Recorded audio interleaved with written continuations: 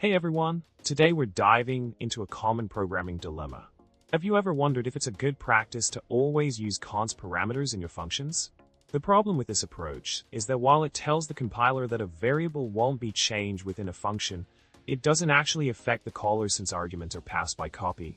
This can lead to code littered with consts, potentially making it less readable. So, the question remains, are the pros of using const parameters worth the cons? Let's explore the solution to this problem. According to the C17 standard, the presence of const in the type of a function parameter is ignored by the caller. This means that declarations with and without const are compatible. For example, both in foo, in a, and in foo, const in a, are considered the same by the compiler.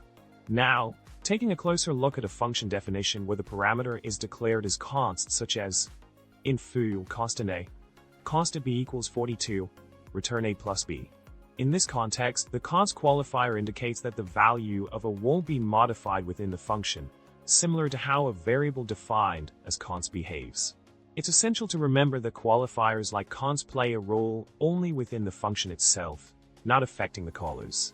In summary, const parameters can be a useful tool for signaling immutability within a function and potentially enabling optimization by the compiler.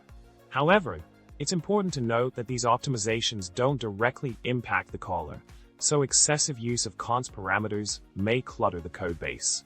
Ultimately, the decision to use const parameters should be based on readability and maintainability considerations in your specific project. Thanks for tuning in, and remember to like, subscribe, and leave a witty comment below.